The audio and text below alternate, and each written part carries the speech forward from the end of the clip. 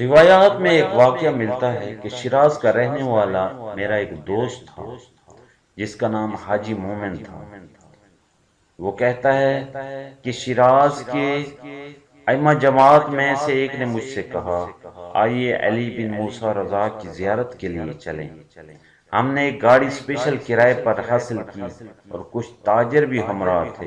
ہم چلے یہاں تک کہ قم المقدسہ پہنچے اور وہاں زیارت معصومہ علیہ السلام کے لیے ایک دو دن قیام فرمایا۔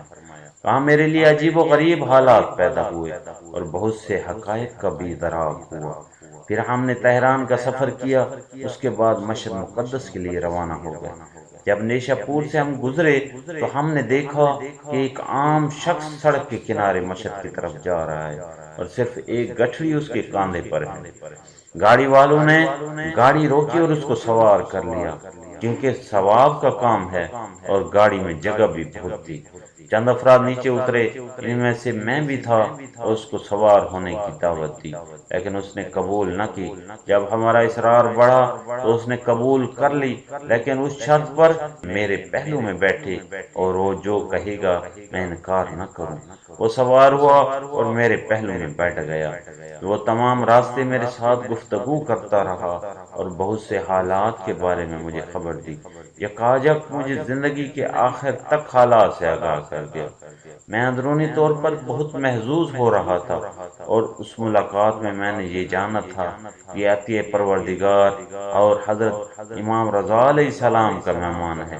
یہاں تک کہ ہم قدم گاہ کے نزدیک پہنچے، ہم سب نیچے اترے۔ کھانے کا وقت تھا۔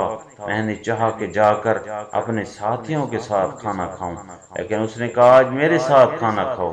میں بھی چاہتا تھا کہ اس نے کہا آج میرے ساتھ کھانا کھاؤ۔ میں بھی چاہتا تھا کہ اس کی رفاقت ترک کر دوں، چونکہ میرے لیے ضروری تھا کہ اس کی کسی بات سے پس و پیش نہ کروں، لہٰذا میں نے اس کی بات سے اتفاق کیا اور اس کے ساتھ چلا اور کھانے کے لیے بیٹھ گیا۔ اس نے جیب سے ایک رومال نکالا اور روٹی گویا کہ تازہ تھی اور سبز کشمش نکالی، اور ہم کھانے میں مشغول ہو گئے اور بہت سیر ہو کر کھایا۔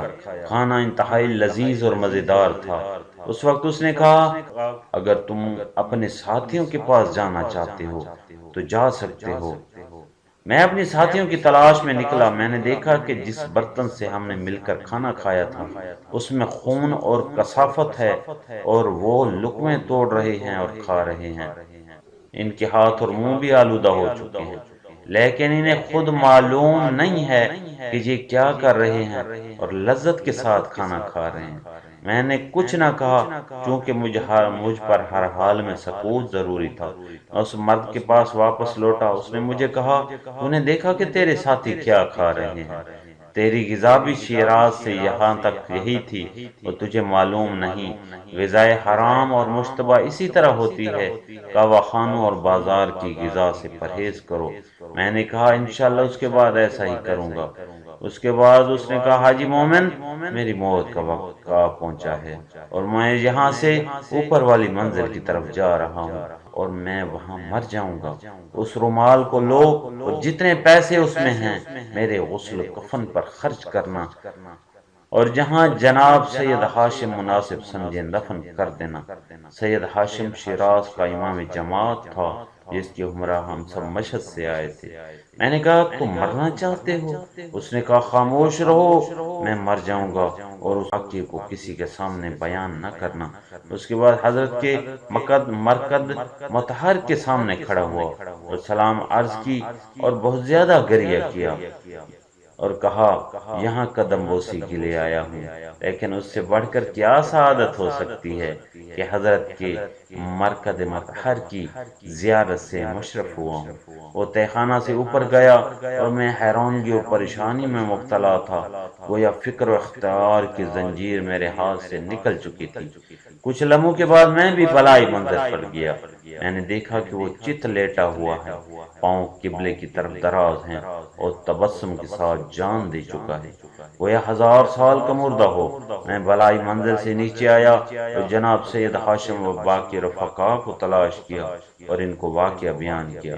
انہوں نے بہت افسوس کیا اور مجھ سے مواخذہ کیا کہ تم نے ہم کو کیوں نہیں بتایا اور واقعے کے بارے میں ہمیں مطلع کیوں نہیں کیا۔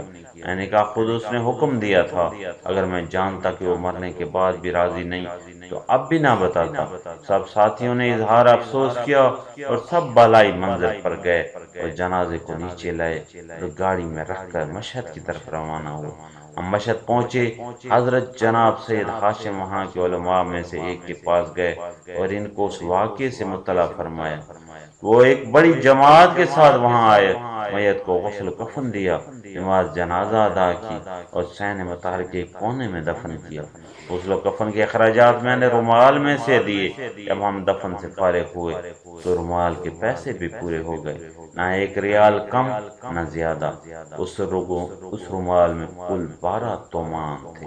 تو یہ تو اس بندے کا واقعہ تھا جو کہ رب کریم کے دربار میں اس کا پیارا تھا، رب کریم کے دربار میں اس کا ساتھی تھا، اس کا پیارا تھا، اس کا چاہنے والا تھا۔ ایسا کہ حدیث قدسی ہے، اے بندے تو میرا بن جا میں تیرا بن جاؤں گا۔ اللہ کریم بھی انسان سے ارشاد فرماتا ہے، اے بندے اگر تو میرا تذکرہ کرے گا میں لوگوں کی زبان پر تیرا تذکرہ شروع کروا دوں گا، اگر تو میرے اطاعت کرے گا تو میں لوگوں کو تیرا مطیع اور فرما بردار بنا دوں گا، تو میرا ذکر کرے گا تو میں لوگوں سے تیرا ذکر کرواؤں گا۔ لیکن یاد رکھ اگر تو نے خود غرضی یا غرور کیا یا تکبر کیا تو یاد رکھ میں رسی کو جب کھینچتا ہوں تو بڑے بڑے سرما نیچے آ گرتے ہیں۔